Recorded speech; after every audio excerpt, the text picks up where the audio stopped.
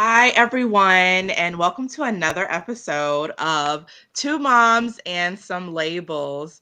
Two Moms and Some Labels is a platform created for families and caregivers caring for a child with a disability to come together in a shared space to commune, network, and gain ideas on how to persevere through challenging times.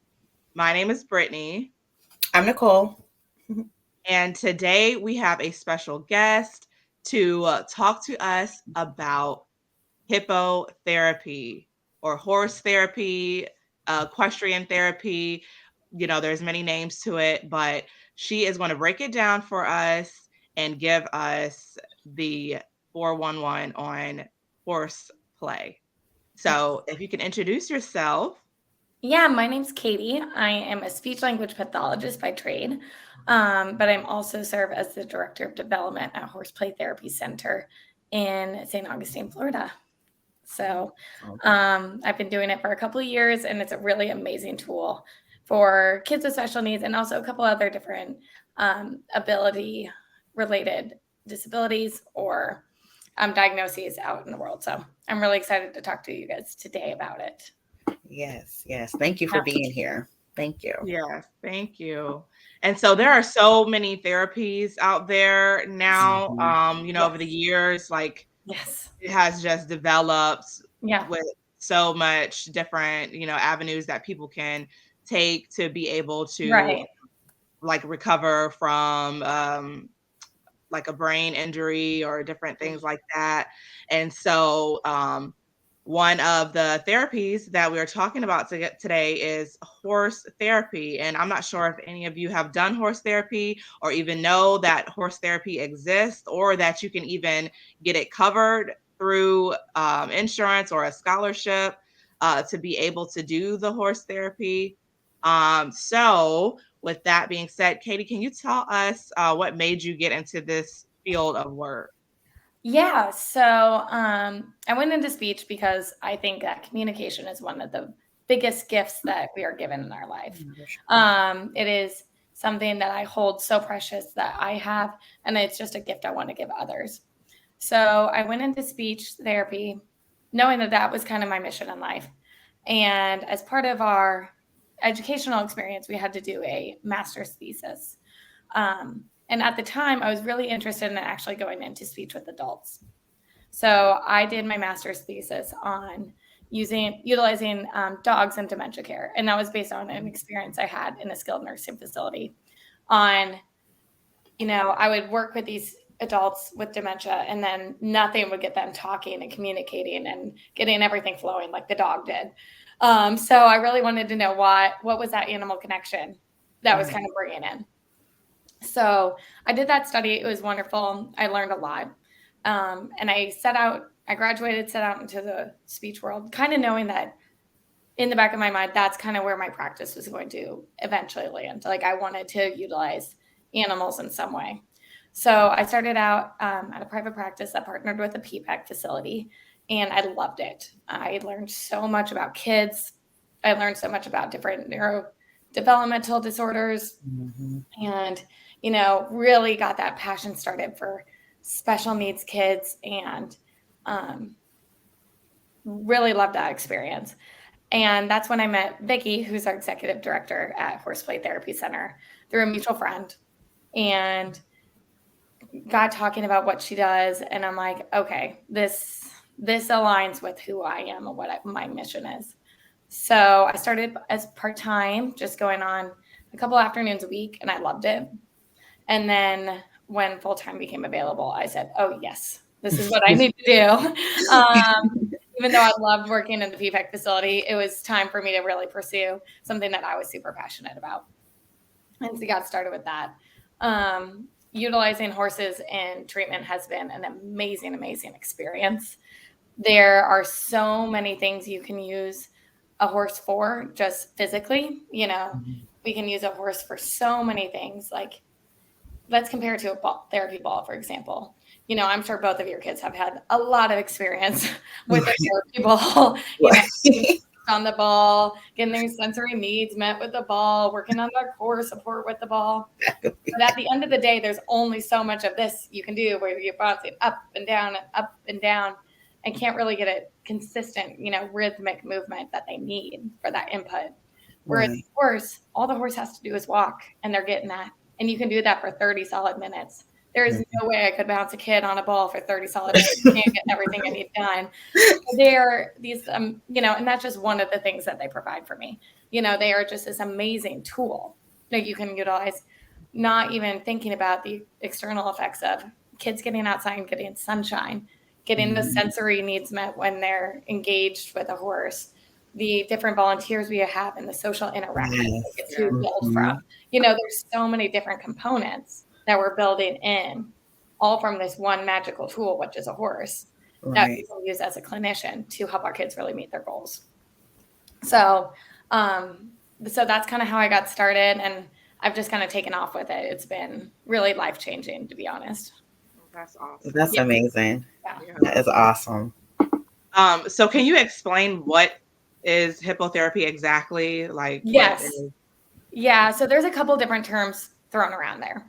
So there's terms like therapeutic riding and hippotherapy and equine movement and animal assisted therapy, and they all kind of do different things.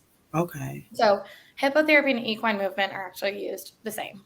Okay. So hippotherapy is a tool that you use in physical therapy, occupational therapy, or speech therapy, where you utilize a horse as a tool. So kind of like how I described it, similar to a ball, you're using that tool to help you build your goals, whether that's using the equine movement or utilizing other things that you can with a horse, like working on brushing or grooming like you would to help a child with dressing or brushing skills for OT, kind of things like that. So you're utilizing the horse as a tool.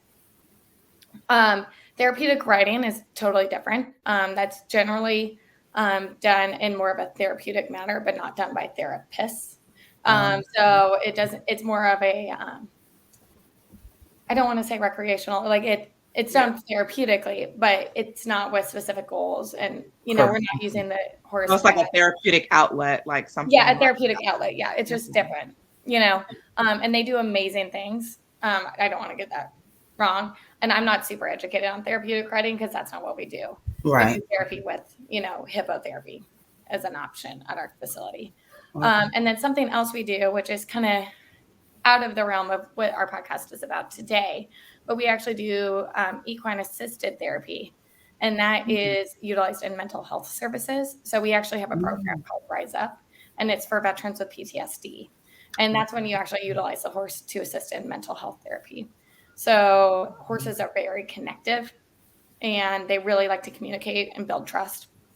And when you have PTSD, that's one of the pillars that's broken is trust. Like what you find secure and calm is broken. So you have to pull those pieces back together.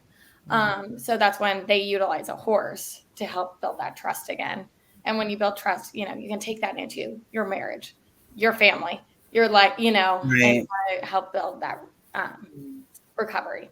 So that is something that we do in a different program, but it is different. So there's a lot of terms kind of thrown around there. But what we're talking about today as far as special needs parenting and kids is the hippotherapy range and equine movement. That's awesome. Yeah, that is awesome. I didn't know that part about the veterans. I didn't know that. That's awesome. Yeah. We launched that in 2021, and it has been so exciting to watch. That's amazing. It's amazing. And it kind of actually came through based on our families. So we kind of noticed that.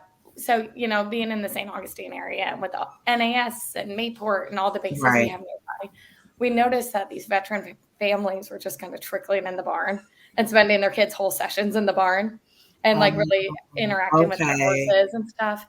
Wow. And then from there, we were kind of like, well, let's make this something, if a parent is able to be their best self, then they can give their best self to their child. Correct. And Brittany, you talked about this a lot when I met you, and I haven't gotten a chance to read your book yet, but I'm assuming it's when you build on yourself and make yourself the best version of yourself, then you can fill others' cups because your cup is overflowing. And that's kind of what we wanted to do. Awesome. Was fill their cup. So it kind of actually like arose because we were noticing these veteran families were really connecting to our horses. And then we developed that program. Wow, that's awesome. Yeah. So I know that my daughter, she had did the hippotherapy before a long time ago.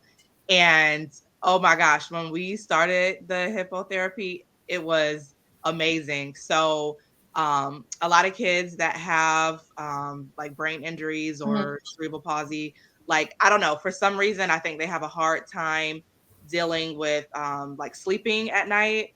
And like their brain just like doesn't shut off. It's so hard.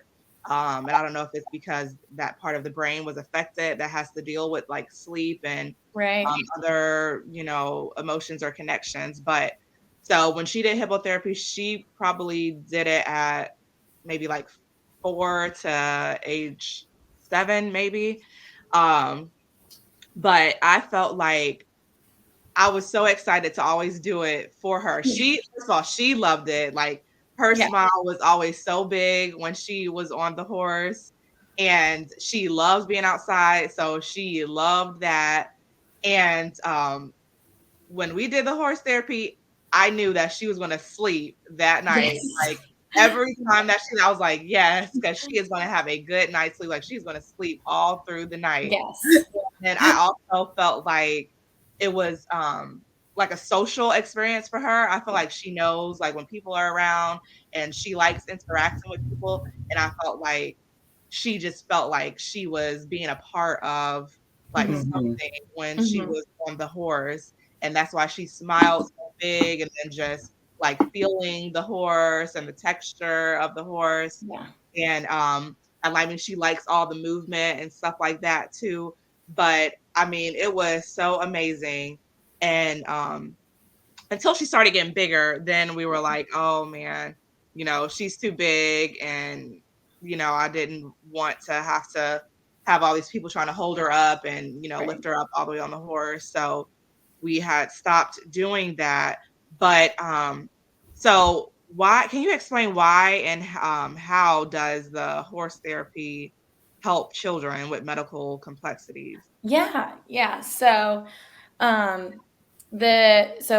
utilizing horses in your treatment can help with a variety of things.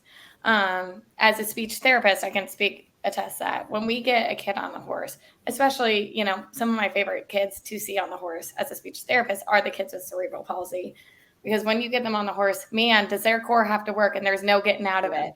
You know, they're on that horse, they're getting their core moving. And when you get that good core support, the vocalization, they get a better diaphragmatic breathing, and then they can get so much more vocalizations out because that system's all working together. You can also, by utilizing different positioning, get more phonations out of the child because gravity is kind of on your side.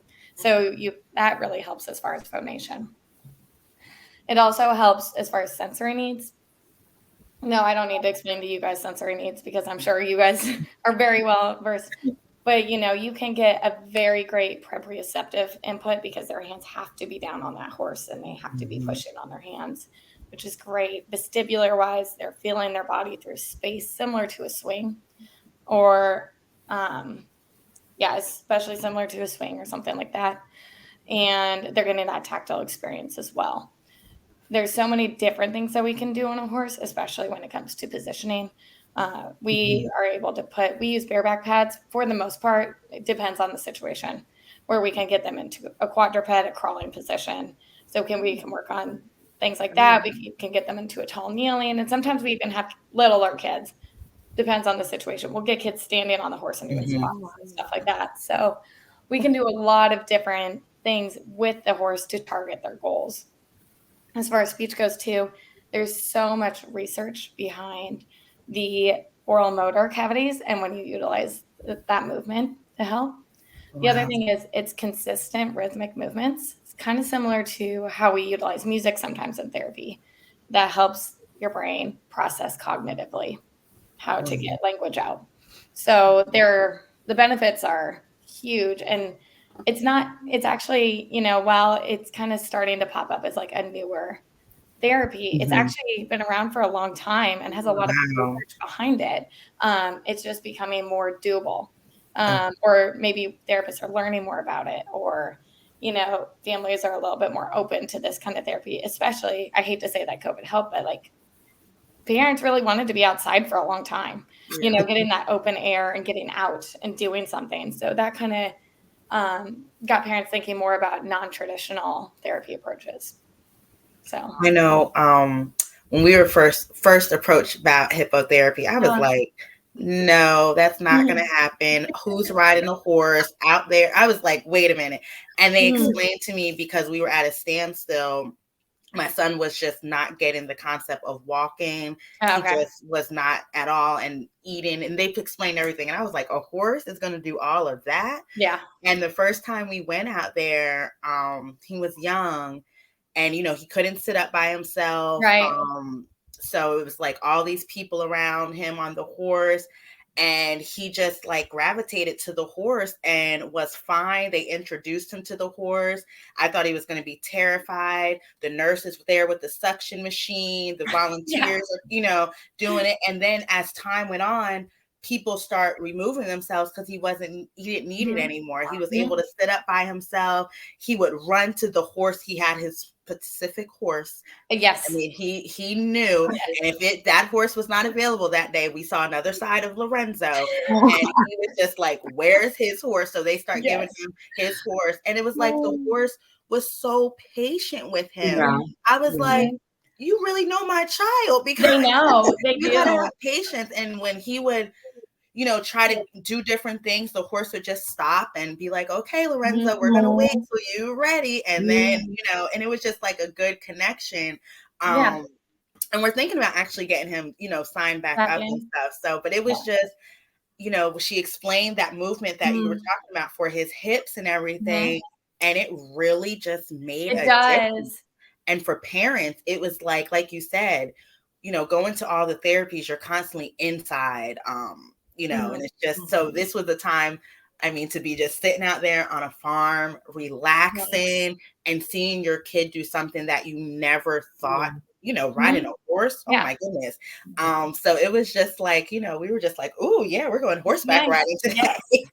So I just loved it. And I see what you're talking about. It really does help with everything. But when I was first approached about it, I was like, no, that sounds ridiculous. This is just going to be a waste. And it really wasn't. It was a good time. One of my favorite things at the barn actually is seeing special needs siblings. That's a population I'm really, really passionate about, actually. Because, you know, we don't really think about how much time the siblings are spending in these waiting rooms and, you know, doing all this kind. And just to see the siblings come and play. Like, there's a couple clusters of appointments where, you know, the kids see the siblings at every week. And like now they've made like little play groups. And it's really adorable because like we have a little playroom, like play screen room that they can play in. There's toys, or like they can go into the barn and pet the horses, you know. But just to see the siblings being so happy and enjoying, like the whole family kind of comes and enjoys. You know, we have Adirondack chairs, and I'll see moms just sitting reading a book. And I'm like, this is good. This is good. This is what I love to see. Yeah, the horses, I didn't mention this, but, you know, their movement actually mirrors how humans' hips move when we walk. So that's kind of how it teaches kids to walk, is it teaches those hip movements by using the gait of the horse. Yeah. That's kind of hard to explain without the visual, but it does. Right. And you would think something so big and massive that kids, especially like with sensory issues, would be scared of. And it's just like the horse does not react to crying, screaming. I mean, the horse is just like, okay, when you're ready, I'm going to go. We're fine. And it's like, I mean, one time I was like, oh my God, I know the horse is like sick of Lorenzo. Lorenzo was having a fit, but the horse just, you know, did what it needed to do until he calmed down. And it was just amazing. They're so smart. We actually had an experience where the horse was supposed to be walking and he stopped really abruptly. And we were kind of like, what's going on? Why are you stopping? Like looking around, seeing if anything was like poking out or anything. Nothing. So we tried to get him to walk again, and he wouldn't go. He would not go. And we were like, what is going on? I kid you not, less than 5 seconds later, the little one actually had a seizure. Wow. So he knew that he needed it. He sensed that aura, because you know how kids have like auras. So I don't know what she did. But anyway, and luckily we were stopped. You know, he was already in a standstill. He was ready for us to dismount and address it. But yeah, wow, we just knew. That is amazing. So I do have a question because, you know, some parents might be, you know, if their child is in a wheelchair or anything like that, is there assistance getting their child onto the horse? Oh, yeah. So, so the hippotherapy model, there's generally 3 adults, if not more, per session. So there is the horse leader, so the person who's leading the horse. And these individuals, we have a lot of volunteers at our session, but they're all very well-educated horse people. They know, you know, how to sense a horse's signs of stress. They know how to communicate with the horse. They're very well-educated horse people. And we also have some equine specialists on staff for that reason to help us, you know, if the horse is demonstrating signs of like an injury or something like that, so we can address it. And we have veterinarians on our board. So then there's a volunteer on one side, and we call that person the sidewalker. So they're helping hold on to the side. And then the therapist is generally on the other side of the horse, holding the other leg or propped up. So, and then we also have a ramp, which is ADA approved. And so we can actually get kids rolled up, and then we can do a transfer onto the horse, which is great. That's awesome. Yeah. Wow. So what, like, okay, because like I said, we had stopped it because she got so big. Right. And when we were doing it, I think that we had to lift her up on there. And so now that she's like 80 pounds, you know, I'm like, oh my gosh. And supported seating. So is there like a weight cap or anything on? Yeah. So luckily we have all the materials to safely get a child on without really any issue. The problem sometimes that we run into is the weight of the child is too much for the horse. So right now we currently have a weight limit of 130 pounds. And usually, I mean, by the time they're around that weight limit, they are getting close. We graduated at 18. So usually that kind of lines up.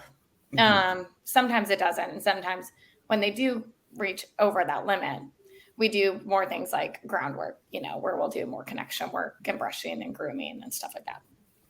But we have, you know, the supports. It's just finding horses that can carry that weight. So horses can carry 20% of their weight, generally. That is usually what they say. But what that requires is taller horses. And so then is it that safe? Like I'm pretty tall. I'm 5'9". So I can pretty safely hold a lot of kids pretty high. But we do have a therapist who's 5'2". So it's not going to be as safe for her, you know. So you kind of have to get into considerations of finding a horse that can safely carry that weight without getting the horse too tall to where we can't really reach to the child, or the child's significantly taller than us and we're not getting that connection anymore from therapist to child. Okay. So but we do have a couple draft horses. So draft horses are halflingers and other breeds like that are shorter and wider. So they typically were used way back when for carrying like carts and stuff because they're shorter and wider and can carry a lot of weight, which has helped. So right now that's our cap, but that's all dependent on our horses and our horses' capabilities. Correct. So for our veterans program, we have a different set of horses for them. And those horses are larger, but that's okay because we have adults, you know, who are able to, you know, manipulate and get off. And we're not putting the veterans in crazy positions like getting them into a tall kneel or a crawling position. They're sitting on a traditional saddle. Okay. So it's a little bit different. But yeah, it's more based upon the capability of the horse, not necessarily the humans, because we have everything we need to make it appropriate. That's awesome. Yeah. So then what is how does the evaluation process work? Is there an evaluation process? Yeah. How do you go about doing that? So it's very typical to traditional going to an outpatient clinic. So we get a referral for PT, OT, speech, or a couple of them or all 3 of them, you know, how it goes. And then we do a formal evaluation like we would do any child we do have treatment rooms on site. So we do it in our treatment rooms. And then from there, if a child is coming for multiple disciplines, that's when actually the therapist, like myself and our PT and our OT, will sit and collaborate on what makes the most sense. is this child's needs mostly sensory wise? Well, let's put OT on the horse. Or are we really working on attention so that we can follow directions and receptive language? Okay, let's use it for speech. There's also a lot of research on utilizing equine movement and then the benefits afterwards. So for PT, for example, you get on that horse, you're getting that gait movements, right? You're getting your hips moving like you should for walking. So let's say they're coming for speech and PT. Let's do speech first on the horse, and then we can utilize the horse for the sensory needs they need to attend and for getting their core engaged for phonation. And then after they're done, their hips are in that motion. So we're going to practice walking a whole bunch in PT. So we kind of look at their goals and work together to make a treatment plan of what's going to make the most sense. We're utilizing the horse in which discipline. Okay. Yeah. So are you evaluating then too, like, is this child able to get on the horse? Yeah. Are we able to support them? Yeah. So we, and sometimes we look at, we do an evaluation and it's not appropriate. Like it doesn't align with what their goals are or what we need to be working with. For example, a child that maybe needing to work on something like toe walking, for example, like they really need to work on having their feet on the ground. Utilizing the horse isn't going to be our first treatment approach. And I think that's important to remember in this, that the horse is a treatment tool. So we don't always use different tools. I'm not always going to use a swing with a kid, or I'm not always going to use the ball with the kid. It depends on what I'm working with the kid. So we do the evaluation, and then we determine, is this the tool we want to use? And then kind of go from there. Awesome. Yeah. And so do you guys accept insurance? Do you have scholarships? How can, a parent bring their child to the therapy? Yeah. So we generally accept most insurances and state plans, the Medicaid plans. And then we also accept scholarships such as NICA, PSLA. I think they're called Step Up for Students now. And a couple other scholarship options. The Down Syndrome Foundation of Jacksonville has been really wonderful in providing scholarships for their participants. And then we accept most state plans, and that covers the cost of the visit.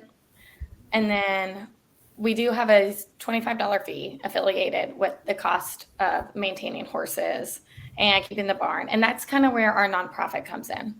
So we are able, because we are a 501c nonprofit, to provide scholarships so that children can participate if they cannot afford it. So last year we offered $40,000 worth of scholarships for special needs families to be able to participate. And that's because we have so many wonderful donors and we have fundraising events, and we really, really strive to put the money that we gain into our people. That is our primary point of our budget, is helping the children we serve. So usually the visit is covered by insurance. And then that $25 fee, we do have scholarships available. We do have families apply for them. But there's never a situation where you're like, I can't do this. We always make sure we get it worked out some way, whether that's we providing a scholarship or finding one of our donors to assist or something like that. But some of those other scholarships we had talked about, like NICA, Step Up for Children, the Down Syndrome Foundation, they will help cover those horse affiliated fees. So, yeah. So you get a referral from your doctor? Yeah. So you get a referral from your pediatrician, mostly, and it needs to be for one of those therapies. Now we do, and like I said, like it can't be just for horse therapy, because that's not what we do. We do PTOT and speech. Gotcha. So that's how it's able to get approved. Yeah. So the horse is actually just a tool, but they're coming to you for. Okay, because I know a lot of people, when you talk about hippotherapy, insurances will say no. No, yeah, because it's not horse therapy, it's speech therapy. Gotcha. Yes. Okay. Awesome. That's good to know, because I didn't know we were paying out of pocket for when we were going, because insurance denied it. Yeah. So, and it kind of depends on the situation. And, if you are interested, please call and reach out, and we'll, we can explain a little bit more about that, because that does get really confusing. Like, oh, I'm coming for horse therapy. And it's like, oh, well, you're actually coming for PT with a horse, you know, like that. Yes. Right. Like when you go to outpatient in a clinic, how the gait trainer, the ball, and the swings are the tools. So okay. I love how you so like we wouldn't call it swing therapy. We call it, you know, we're in OT and there's a swing, you know, like right. Okay. Wow. Okay. Yeah. That's good to know. So then that would be considered their outpatient order. Like they wouldn't go to another facility to go get the other therapies? That's totally dependent upon family plan, like the family's insurance plan and how that works. It's kind of some plans, you know, will allow you to go to multiple places. Some places, some plans don't. It just kind of, that's a individualized kind of issue, I guess. Well, you guys offer everything in-house, right? We do. Okay. And then you have the like outpatient rooms there also? Yeah. They're adorable. They're these itty bitty barns. Okay. The speech barn and the OT barn and the PT barn. And they're, you know, we have everything ready to treat. So yeah. I'll have to come out and visit. I like you definitely should. It's lots of fun. We have a lot of really great events at our barn for the community. Like we actually have our beer and barbecue event next week on the 20th. Which will have live music and line dancing, and it's catered by woodpeckers, and there's beer and wine. It's a really fun time. It's the best. It's my favorite fundraiser. It's so much fun. And then we have our more family-friendly fundraiser, and that's in October. That's called our Fall Festival. And at that one, we have bouncy houses and face painting, and we let kids do rides. So any kid that comes, you know, typical developing or not, you know, we're able to do a short ride. And that's really, we get a lot of kids that come after that event just to see if like they would even tolerate it. You know, like we have a lot of families, you know, they might have a couple typical developing kids that want to ride and then like their special needs child. And it's a really good opportunity to kind of feel out with your child. Like, is this something they'd be interested in? Because not all kids are interested in horses, and that's okay. You know, so it's a good opportunity to kind of see that. But there's also all kinds of fun stuff. We have a petting zoo. It's great. Oh, really? Okay, that's awesome. So how can we get the information? How can the people get the information about these events? So we're active on social. So at Horseplay Therapy on Instagram and on Facebook. And then all of our information can be found on our website at horseplaytherapy.org. Go ahead. Oh man, I'm excited. Yeah. You guys will definitely have to come out and bring your littles because it's a great time.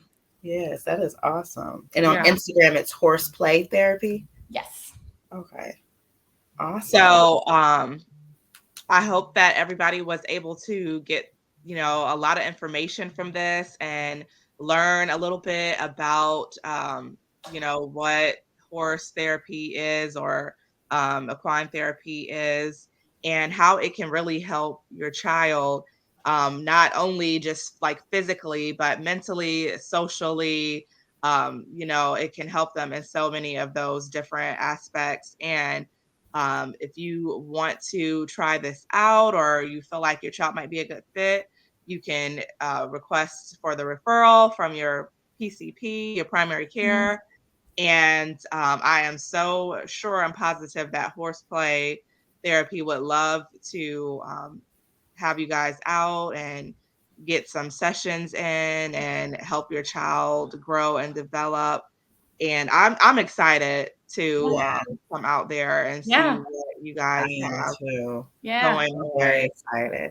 And I would suggest to any parents watching, you know, sometimes having that different atmosphere for your children is a game changer. So I know sometimes we get burnt out going to the clinic 2 to 3 times a week, and your child is just, it's a nightmare and you start dreading it. I think this is a great opportunity, especially with it being explained how it can be, you know, approved by insurance. And it's just where you get to relax and be outside, and, you know, you could be like bougie, like, oh, we're going horseback riding today. So you can have that great time for yourself as a parent, and then your child can experience something that most people would say your kid will never be able to do. And this is here for your child. Fresh air is great. Sunlight, vitamin D, all that is just great for our kiddos. because a lot of times our kiddos are in the house a lot. Yes. So, reach out. I just followed them on Instagram. So I'm definitely going to be reaching out. Awesome. I'm excited to even know about the different barns. I can't wait. I love that type of stuff. Yeah. So yes, I think every parent, if you're watching this, just reach out and give your child that opportunity to try something different. Yeah. Yeah. Awesome. Yes. Thank So you guys thank so you much. so much, Katie, for coming on and talking about this topic with us today. I'm so glad you were able to share this information with us. Yeah. And we will see you guys next time on Two Moms and Some Labels. Thank you for tuning in. Thank you guys. Thank you. Thank you.